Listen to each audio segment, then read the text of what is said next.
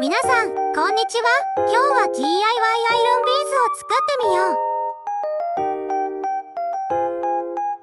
まずは必要な色と図案を準備するよ。ビーズはぎゅっと並べて、隙間ができないように注意してね。隙間があると、アイロンをかけた時に崩れやすくなっちゃうよ。今日は雪だるまの形を作ってみたよ。このビーズの並べ方を参考にしてね。みんなが作りたい図案は何かあるかな？